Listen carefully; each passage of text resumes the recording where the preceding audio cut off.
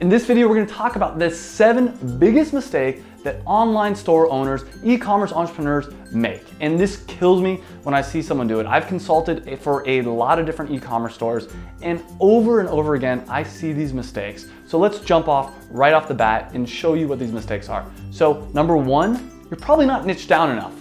Let me repeat that. If you have an online store, especially if you're new to this, I almost guarantee you're not niched down enough. We'll talk in depth about this later in the video, as well as all these points we're gonna talk in depth about. So number 2 is your header and logo are too big. Especially once again, if you're new to e-commerce, your header and logo section are too big. And throughout this video, I'm gonna show you some examples as well. I'm gonna show you screenshots and screen recordings of what I'm talking about, because I know it might be a little bit confusing at times. Number 3, your product page sucks. There's a lot wrong with your product page, probably. This is at least a mistake I see over and over again. For instance, the placement of your add to cart button is probably off, but we'll talk about that later in this video. Number 4, you have a bad About Us page, and a lot of the other pages on your website are just lacking. We can do a lot to improve that. Number 5, poor navigation.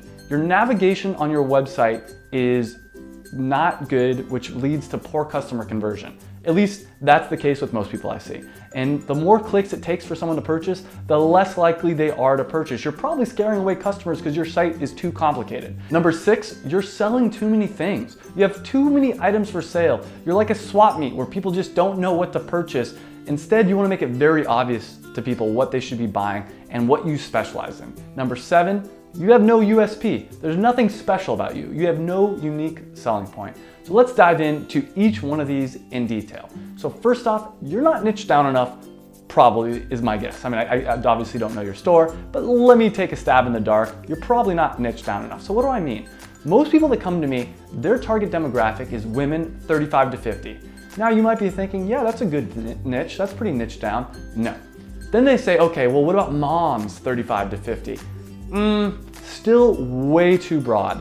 Then they might say, okay, well, upper middle class moms, 35 to 50. Getting warmer, but not good enough. So I'll say something like, it should be upper middle class vegan yoga moms that own a pair of Lululemon pants. That's what I'm talking about. It needs to be that specific, maybe even a little bit more specific. The reason it's so powerful is when you know that much information about who your target customer is, it makes it a lot easier to make your entire website perfect for them, make your entire Instagram page, your Facebook, make all the content on your website perfect for that specific niche of people. You wanna have 1,000 true fans. You want 1,000 people that are part of your tribe, that just absolutely love your product, love your company. And if you go for women 35 to 50, no one's gonna love your company. They're just gonna think it's okay. But if you go for yoga vegan moms that own Lululemon, they're gonna love your product because it's so specific to them. It needs to resonate with those. So when you're thinking about who my product is for, I have 2 exercises for you. One is think about if you had only one person in the world that you could sell to, what would that person look like? What would they do for fun? What kind of magazines would they read? It's called creating an avatar. And then the second thing would be, who are your 1,000 true fans? If you only had to pick 1,000 people that could buy from you, that would just shout from the rooftops about how great your brand is, who would those 1,000 people be? So here's a quick example of not being niched down enough. So this website right here, well, who's it for? Let's look at the shop, and we can see they sell glasses and watches and shoes and phone cases and maybe jewelry, or maybe that's other shoes.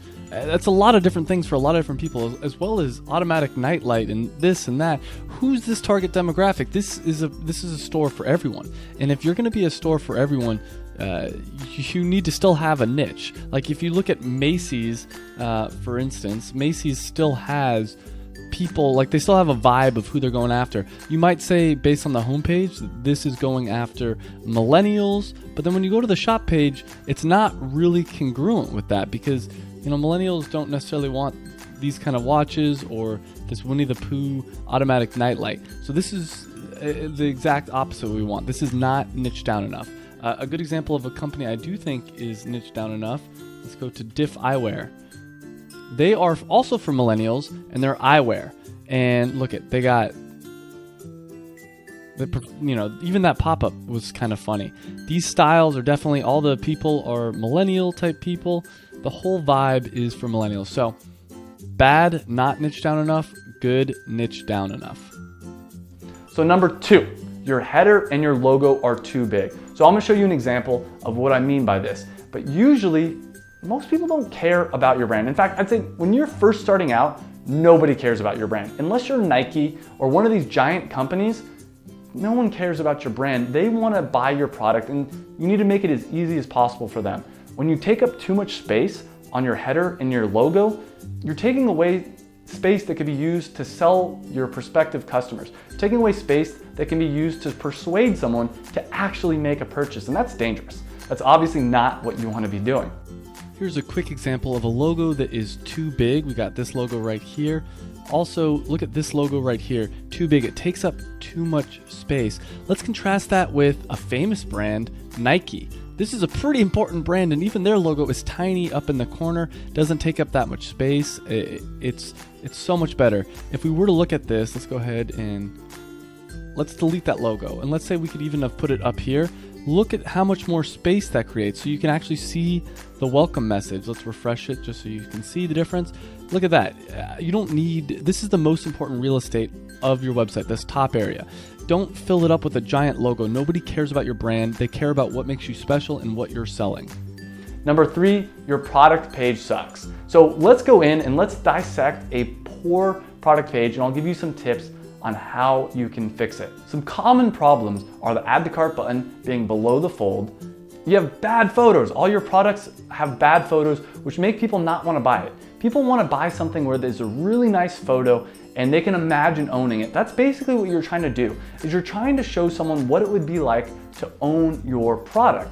And if it's a poorly done photo, they're gonna have this concept of your product bringing something negative to their life rather than something positive to their life. So you want good quality photos. It's worth spending the money to hire someone to take actual good quality photos. You probably have bad descriptions. Most new online store owners I know, their descriptions for their products are boring. You want to tell people the benefits, not technically why it's good for them, but the benefits. What I mean by this is, don't say it has a 5-inch long blade. Say it has a longer than average blade, which is perfect for chopping fruits and vegetables. Whatever it is, tell me why I care about it, how it's gonna benefit my life. Don't tell me about the technical aspects of it. This is an example of a product page that is pretty bad. So first off, the first image is just this color swatch. That's no good. The pictures themselves aren't very good. The good thing is the add to cart button is above the fold. Daybed fitted twin size cover, antique velvet black. Probably not the best product name, but that's, it's not the worst either. Once again, one of the issues is the logo being too big, takes up all this space. Let's say we were to get rid of that really quick. Well, this whole thing should be moved up so that you can see that there's a description. And the description is, it's all right. It's not that great. This is better than some people I've seen that only have one sentence or two, but there's no reviews. There's nothing special there. So let's take a look at a good product page. We have Nike. They're pretty good. Those images are amazing. They've got a bunch of different colors you can easily switch between. They have all the sizes and everything you need. Makes it very simple. The add to cart button right there. Top of that, they have reviews. They have a little message about free shipping and returns, more info. All this information plus some more stuff down here about people. Looks like they posted it. Use hashtag Nike just to show part of the group, part of the group effect that happens when people like your product. On top of that, one thing I like to do is look at Amazon, because Amazon is the king. They have more data than anybody else in e-commerce. And you look at what they're doing here. Okay, so they have a bunch of images. That's key. So a lot of good quality images. Also a video if you can do it. Different colors, very simple. Bullet points. Now this is something that not all brands do, but I think is really great, is having bullet points instead of a description. In their description, they have more videos. They have little things, CNBC, Gear Patrol, Reviewed.com. Much better product page. Try to get closer to Amazon. Look at all this. Look at everything they're doing. They have a lot of data and they're making a good quality product page. Try to copy Amazon whenever possible. Number 4, your About Us page and other supporting pages are probably really boring. This is your chance to build trust and make a statement. What do I mean by this? When someone goes to your About Us page, They want to know about you. They're trying to buy from your company. They're not trying to buy from Best Buy. They're not trying to buy from some giant company, some faceless company. They want to know more about you. Tell them your story. Tell them about your kids. Tell them about why you started this, how you got interested in this. And then people are going to be much more likely to buy, especially right now in this generation, this age. What we like to do is we like to buy from other people that are similar to us. We don't really enjoy buying from giant corporations anymore. That was a phase that's very much past. This is the age of entrepreneurship, and we enjoy supporting entrepreneurs, so be proud. Don't try to fake like you're some giant company. You're not. You're an individual, and be proud about that. A bad About Us page is just, there's no excuse for it. So here's an example of a fairly bad About Us page. At least this person took the time to write a little bit about themselves, but it's mostly just text. That's no good. If someone's going to your About Us page, it's because they want to buy from you. Let's look at a better one now. Beard Brand has a pretty good one. They got the 3 entrepreneurs right there. The Beard Brand story, it tells the full story. It's got some cool images. That's added touch. They got images of all the different founders, more conversations about the community, the vision. It tells you why you would want to buy from them. Let's do another example. Here's Be Dancewear, my company that I own with my mom. So for this one, what I did, I had a whole bunch of our story. I wrote, and this doesn't take very long, I had a picture done and a video. And I think if you can add a video to your About Us page, even if you just film with your phone, that is awesome. Once someone clicks on your About Us page, which for us would be up here, they're probably very interested in buying. This is your chance to connect with them as a human and convince them to buy. Number 5, poor navigation. So let me show you an example of what I mean by this. But the key to this is you want it to take as few clicks as possible for someone to get to checkout. I use this example all the time, but there's a reason that candy is right before checkout. And the reason is because no one goes to the store, but it's such an easy thing to take the candy bar and put it on the conveyor belt. They make it easy as possible for you, which makes you more likely to buy it. Now, if they put the candy and they hid it and you had to go all over the place just to find it, your chances of buying it would probably be pretty low because you really don't need that candy. But when they make it easy for you, you purchase it. So this needs to be the same thing on your website. You want to make it as easy as possible for people to buy from you. I see a lot of people that have on their navigation bar, they'll have shop and then a drop down that goes to all their different categories.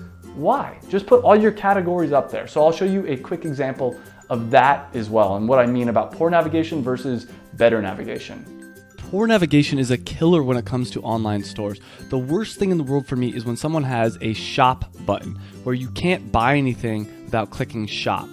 It should take as few clicks as possible to get to a product.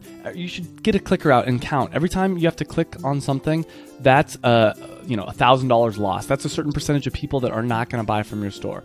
So this example, shop, we get here, and then finally down here, it looks like they have some of the stuff, but there's so many different things and so many different categories, it's kind of hard to figure out what's going on. If I want to get to a specific product, I'm lost. There's 1,800 different things, and I'm not really sure how. Okay, so sunglasses, I got to click here, and then I can kind of go through. That's just not very good navigation. Let's look at another one here.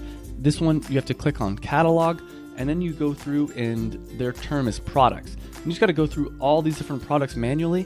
No way am I ever going to go through all of those. Let's look at some companies that do a good job. Once again, Nike, Macy's, if you look at those people, they do a good job. Come here. I'm a man, so I'm gonna go to men and look at shoes, clothing, accessories. And then from here, I can very simply say, I want running shoes. And then from here, I can probably narrow it down. Look, I can narrow it down to basketball, narrow it down over there, or I can just scroll through. It's very clean. Another example, I'll look at my website, Be Dancewear again. If someone wants a pair of shorts, high waistband shorts, cool, what fabric do you want? I even put next to it most popular, because Lycra, just to make it very simple for people to learn how to purchase. On top of that, if they click on just shorts, we give them the 3 different examples and a video explaining what the different examples are. Let's say they were to click on booty shorts, we give them the different types of fabric, and I put in the middle, Lycra, most popular. I want to make it as easy as possible for people to navigate and purchase from me. So count. Every time someone has to click, that's a sale lost. So for me, they only have to click one time, and then add to cart, and they're pretty much done. So you want to do that as much as you can. Make as easy as possible navigation. Ask your mom, ask your grandma if they can navigate the website. If your grandmother cannot navigate the website, keep iterating until she can. Make it as simple as possible for her. Number 6, you're selling too many things on your website. Part of niching down is only selling a select few products and really putting all your attention and all your focus on those products. When you have a whole wide range of things, you're too scattered. Your attention isn't focused on any one thing, and people come to your store and they don't know what to buy. And anytime you confuse someone, it's a bad thing when they're trying to pull out their wallet. You want to make it as black and white as possible. So I got a quick story about this to explain what I mean. I went to a Chinese medicine doctor just because I was curious. I was gonna check it out. And at the time I was suffering from some pain and some back pain. And he diagnosed me and he pulled out this stuff. He's like, oh, okay, well this is the perfect tea for you. And I was getting ready, I was pulling out my wallet when he said, also, I have this for you. Also, I have this other item for you. And by the time it was done, the total came to $350. Rather than pay that $350, I just walked away. And I said, you know what, let me think about this and come back later. If he would have said to me, this tea is all you need, this is perfect for you, I would have bought it because he had the solution. Your store should be the same thing. Your store should say, hey, I know what you want, this is perfect for you. When you give too many options, you actually confuse people and they may not make a purchase of anything. So let's look again at this website. You can see there's so many options, and I mentioned it earlier in the video. You're just not sure what to pick. If you want sunglasses, you may, or regular glasses that looks like they have too, you may come here, or you might go to the website that specializes in glasses. You know when you go to this website, you're going to get good quality glasses because that's what they do. That's what they specialize in. The other example I might give is if you're going to go to someone that's going to do woodworking for you. You want to buy some furniture. Are you going to go to the guy that kind of dabbles in a lot of different things? Or are you going to go to the guy that's all he sells is wood-based furniture? He makes it every day. That's the guy that's an expert. And so when I look at these two websites, I think to myself, this is kind of the person that has a bunch of random things, and this is the expert. And if I'm going to be spending my money, I'd rather be spending it here for something that I think is higher quality. So number 7, USP. You have no USP. What do I mean by that? No unique selling proposition. What makes you special? Yeah, I know that you sell nail polish, for instance, but what makes your nail polish special? And if the answer is nothing, you have no chance. Now, let's say you did sell nail polish. What you'd want to do is target it down. Maybe you have the best nail polish and you have interesting colors and it's perfect for women that are 25 to 35, and maybe even go more specific than that. Asian women that are 25 to 35 that are interested in some kind of specific topic, and then the colors reflect that topic in some kind of a way. That's what I'm talking about. What makes your company unique? Why would someone want to buy from you as opposed to any of the other thousands of companies? Why would someone want to buy from you instead of from Amazon? That's what you got to think about. And part of that is your story, your About Us page. And this is all about what makes you special. Your store needs to have a unique selling point. So this is an example of a store that does not have a unique selling point. What's unique about this? They sell glasses, watches, phone cases, shoes, all these different things. Nothing here is that unique. You can buy it anywhere. Now let's take a look at one of the sites that I created, the dance clothing site that I've mentioned already in this video. The thing that's unique about it is 200 plus colors. If you are a dancer and you want a lot of colors, let me show you all the color options. Look at all these color options we have. Other websites, other options, just they don't have that the same amount of options and colors that we have. So that is what makes us special. And if there's not something about your website, your online store that makes you special, you're probably going to fail. If it's the same stuff they can buy everywhere else, they're going to go on Amazon. So ask yourself this question: why would someone buy from your website instead of Amazon? And if you can't answer that, then you're probably not in a very good position. So these are the top 7 mistakes I see, especially new e-commerce store entrepreneurs making. If you enjoyed this video, make sure you click that subscribe button down below. I have a lot of great videos just like this one on everything you can imagine about e-commerce. So click subscribe, you'll get those videos for free. On top of that, you can get the online store success pack by clicking up here. I got 50 different marketing ideas. I got checklists for starting your business, a guide on how to hire a virtual assistant, all for free. All you gotta do is click up here. And if you have any questions on anything I went over or anything e-commerce related, leave it in the comments down below and I will answer it as soon as possible. Thank you so much for watching this video. Good luck on your journey. I hope this helped. And like I said, feel free to reach out to me if you have any problems. Thank you so much.